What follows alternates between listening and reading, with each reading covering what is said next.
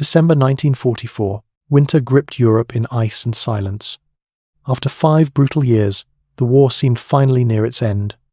Allied armies had crossed France, liberated Paris, and now stood at the very gates of Germany. To the soldiers shivering in their foxholes, victory felt close enough to taste. The German army was collapsing, its air force shattered, its cities burned, its fuel almost gone. For many, it was only a matter of time. Yet in Berlin, behind the marble walls of the Reich Chancellery, one man refused to accept reality: Adolf Hitler. Haunted by Germany's defeat in 1918 and obsessed with destiny, he convinced himself that one decisive blow in the West could still change everything. The Red Army pressed from the east, the Allies from the west, but Hitler saw the Western Front as the weaker link. If he could strike a single, stunning victory, perhaps the alliance between Britain and America would crack. Perhaps panic would spread in Washington and London. Perhaps, in that chaos, Germany could bargain for peace and turn to face the Soviets. It was a fantasy, but desperation made him believe it. In the autumn of 1944, Hitler ordered the impossible: an offensive through the Ardennes, the same forest that had delivered him triumph 4 years before. His armies would drive through thin American lines, cross the Meuse, seize Antwerp, and split the Allied forces in two. It was bold, it was reckless, and it demanded resources Germany no longer had. Inside Wehrmacht headquarters, his generals pleaded with him to stop. There was no fuel, no air cover, and no reserves left to replace losses. Many units were filled with boys and old men, but Hitler silenced them with one line: "Victory depends on will, not numbers." His one, every remaining tank, every truck, every last drop of fuel would go into this final throw of the dice. To hide the plan, it was given a harmless name: Wacht am Rhein, Watch on the Rhine, a defensive name for an offensive that might decide the fate of the Reich. Through the long nights of early December, German divisions crept through snow-covered forests. Engines were shut off, headlights dark. By day they hid in barns or beneath camouflage nets. By night they rolled west through frozen silence. Civilians were ordered indoors. Even regimental officers were told this was only a local counterattack. Only a few at the top knew the truth. At the northern end waited the most powerful of all Sepp Dietrich's 6th SS Panzer Army, spearheaded by the elite 1st SS Panzer Division Leibstandarte Adolf Hitler. To its south stood Hasso von Manteuffel's 5th Panzer Army, and beyond that, the 7th Army to guard the flank. In total, more than 400,000 men, 1,400 tanks, and 2,400 guns, a staggering force raised from a dying nation. To aid the attack, SS Commando Otto Skorzeny prepared daring operations. German soldiers fluent in English would wear captured American uniforms, misdirect convoys, and sabotage communication lines. Others would parachute behind Allied positions to seize key roads. Every deception, every scrap of courage or trickery was thrown into Hitler's last gamble. By mid-December, the stage was set. Snow fell endlessly across the Ardennes, muffling every sound, concealing movement beneath white silence. To the Americans along the line, the 99th and 106th Divisions, it felt like the quietest sector in Europe. A place to rest before spring. No tank battles, no air raids, just cold, mud, and waiting. Allied intelligence agreed. Field Marshal Montgomery declared confidently, "The Germans lack the strength for any major operation." Those words drifted through the camps like a lullaby. Men relaxed. Some wrote letters home. Some dared to believe the worst was over. But behind the ridges and pine trees, an army was waiting. Dawn, December 16th, 1944. The silence shattered. Across 100 miles of front, 1,600 German guns roared to life. The ground shook. The air turned red with fire. To the Americans on the line, it felt like the end of the world. Communication wires snapped, roads disappeared, and entire regiments vanished in smoke. For weeks they had believed this front was quiet. Now it was the center of the largest German assault since Normandy.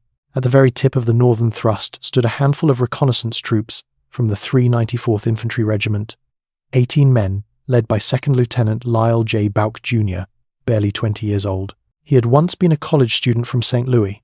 Now he commanded the 394th Intelligence and Reconnaissance Platoon, a unit trained to observe, not to fight pitched battles.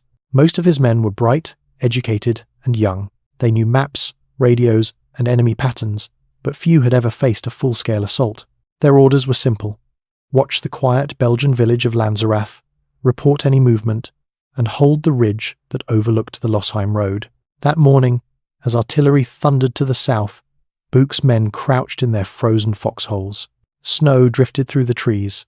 The ground trembled. When the bombardment eased, they found their phone lines cut and the radio fading in static. They were alone. Through the mist, movement appeared in the valley, grey shapes advancing in columns, the dark silhouettes of guns and half-tracks. Buch realized with a chill that these were not patrols, but the forward elements of an entire division, the 3rd Fallschirmjäger and the 12th Volksgrenadier. Their goal was clear: take Lanzerath and open the road for Sepp Dietrich's 6th SS Panzer Army waiting behind them. Buch reported what he saw, asking permission to fall back to stronger ground.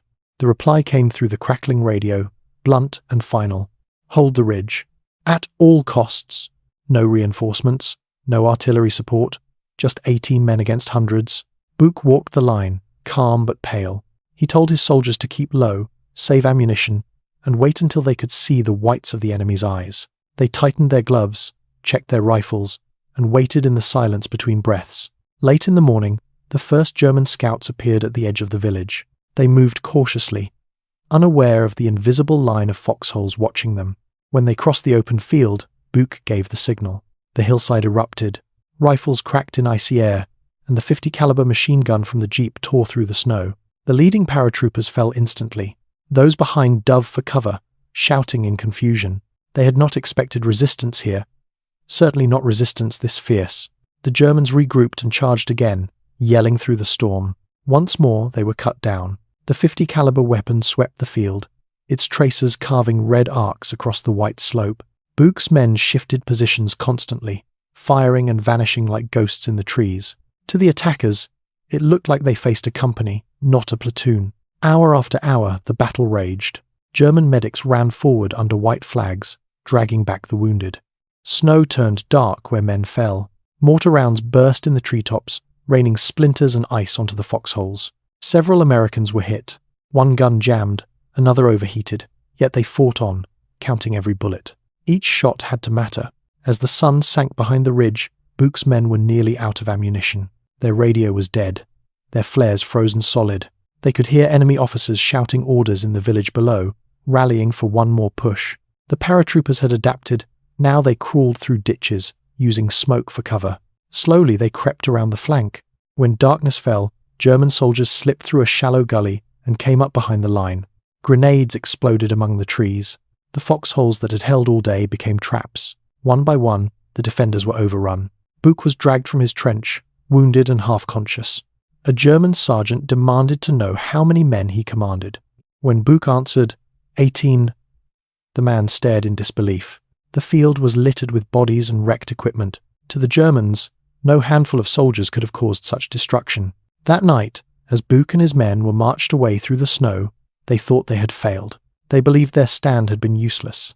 But far behind them, the German timetable was already collapsing. Because Lanzerath Ridge had not fallen on schedule, the tanks of Jochen Paper's 1st SS Panzer Division were stuck on the roads, waiting for infantry to clear the way. Hours slipped into night, and the momentum of the entire 6th SS Panzer Army began to unravel. By the time those armoured columns finally moved, they were already a day behind.